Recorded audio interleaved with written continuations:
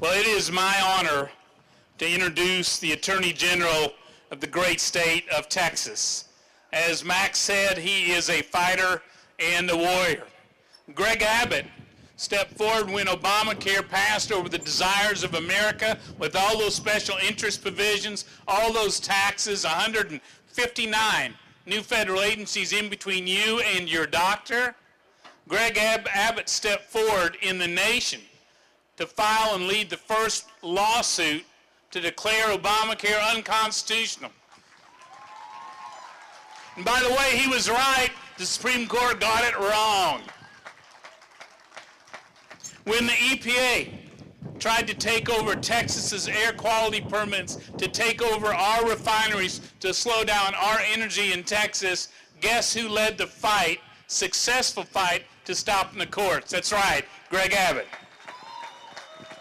When the courts wanted to redraw the lines for the State House and the Senate and Congress in ways that just were absolute insane, Greg Abbott stepped forward, filed a suit, went to the Supreme Court, won 9-0, and restored the state's power to draw these maps. That's what Greg Abbott did. In the challenges to our 10 Commandments, in the challenges in Kuntz, in my congressional district, to cheerleaders to express their religious faith, and football, guess who stepped forward? Greg Abbott. He's been a fighter and a warrior year after year.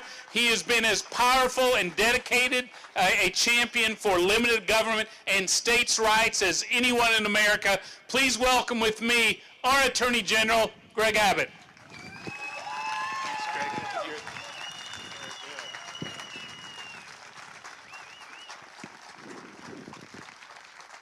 Thank you all so much, and Congressman Brady, thank you for the kind introduction. And let me tell you, it is great to be in the conservative bastion of Conroe, Texas, with a bunch of freedom-loving patriots who understand that the first 3 words of the United States Constitution are, "We the people." And that's because it's we, the people, who are in charge, not the federal government. And I come here today with some very good news for all of you.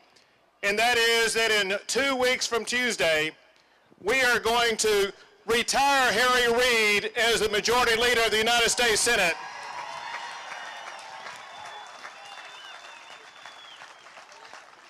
We're going to fire Barack Obama as the United States President. And we are going to return this country to we the people.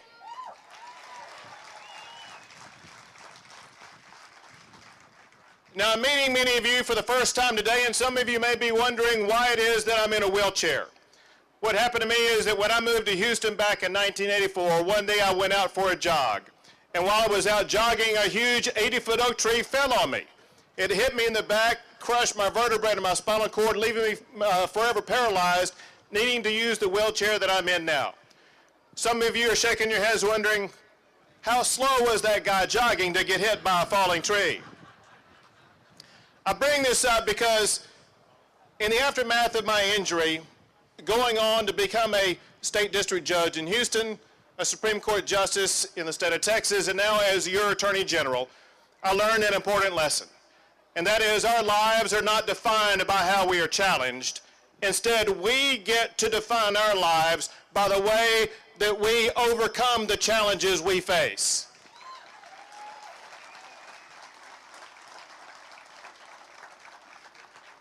That applies to the reason we're here today.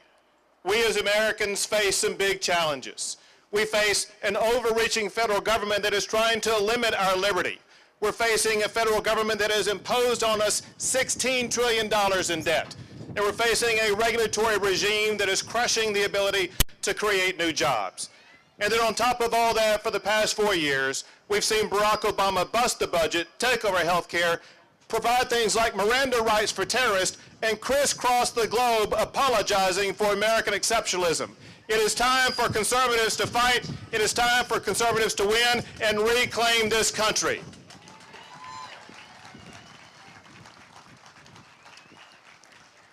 Americans have always stood up in the face of a challenge, and they have fought back from the time of the Revolutionary War to World War II to the ashes of 9/11. Americans have always stood up, fought back, and fought for freedom.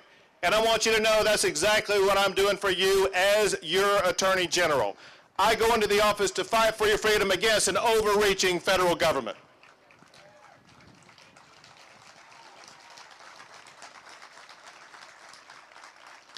I know some of you are wondering, what exactly does the Attorney General for the state of Texas do? Well, for the past 4 years, my job definition has gotten easy. These days, in the morning, I go into the office. During the day, I sue Barack Obama, and then I go home. I've sued the federal government 24 times in the last 3 years.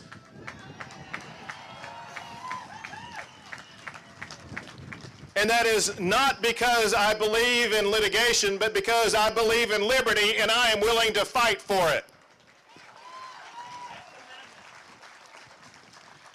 At the top of our list, as you know, was our fight against Obamacare. On the day that the president signed Obamacare into law, I went to court, filed a lawsuit against Barack Obama telling him not to mess with Texas.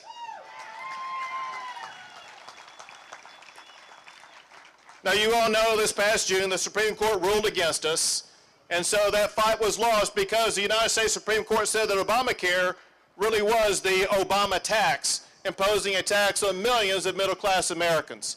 Well, here's the deal.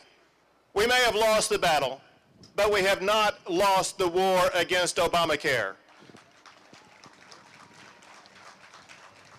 The 9 justices on the Supreme Court cast their vote in June. Now, in just 16 days, our fellow Americans get to cast their vote on Obamacare, and they can vote to repeal Obamacare.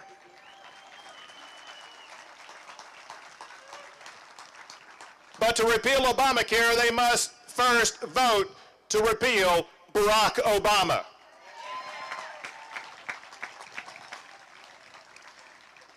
Now, earlier this year, I added another lawsuit when I filed a lawsuit against Eric Holder, the United States Attorney General.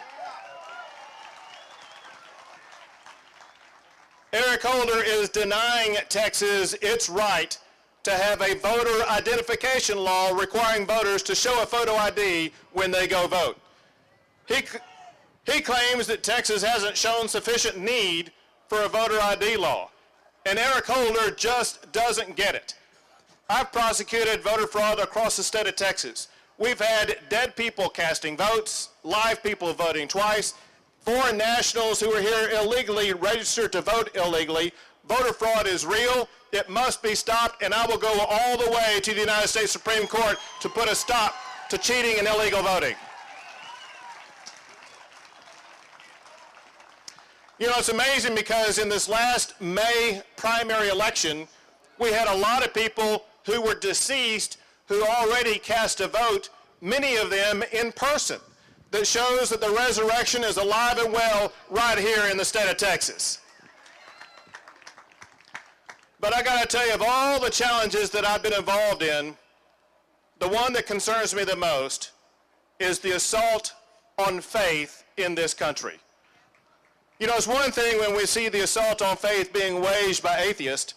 It's another when we see the assault on faith being waged from inside the White House. Imagine this. Just last month, we saw at the Democrat National Convention that they removed God from the Democrat platform, only to try to reinsert God in their platform, only to have God booed from the floor of the Democrat National Convention. Well, we see this show up in litigation. As you heard Kevin tell you, and I know you know, I began this fight when I defended the constitutionality of the 10 Commandments monument that stands on the Texas Capitol grounds.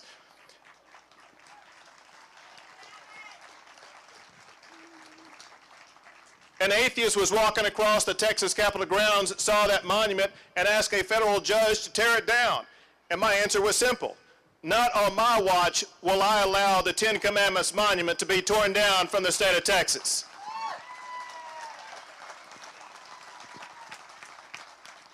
Well, I also defended fact, I took the lead among all 50 states in defending the constitutionality of the phrase, "one nation under God," in our Pledge of Allegiance. Then May a year ago, I defended the Medina Valley Independent School District when, during a graduation ceremony, students wanted to say a prayer, they wanted to have an invocation and a benediction, and a federal judge told them no. So I joined in an effort at appealing that to the Federal Court of Appeals, getting that court to agree that students were allowed to pray when they graduate from high school. And then, as you know, this last week, I stood up for a group of cheerleaders in Kuntz, Texas, who all they wanted to do was to exercise their First Amendment right to recognize God on a playing field just like this.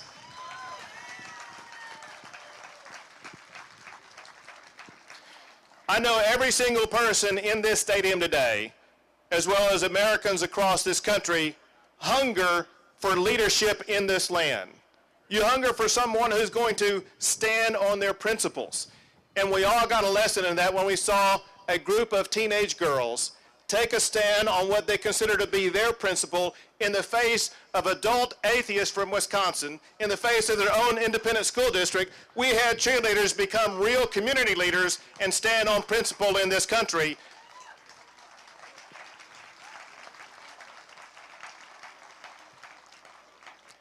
These cheerleaders are guaranteeing for the next generation that the United States of America will remain one nation under God.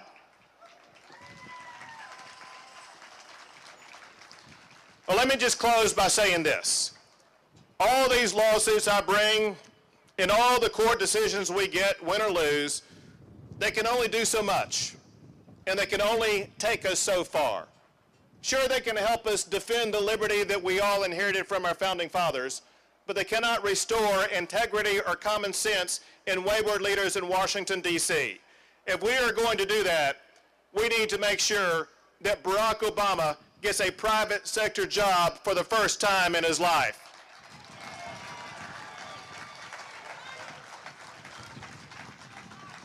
But this is about more than just one person, and it's about more than just one election. This is about the cause of liberty. Now think about this. Over the past few years, many of our fellow Americans have lost jobs because of the economy. But I submit to you that all Americans have lost something far more precious. They've lost their liberty to a federal government takeover. A rising economy will eventually bring back lost jobs, but it can't restore lost liberty. If we are going to regain our liberty, we patriots must band together and take back our country.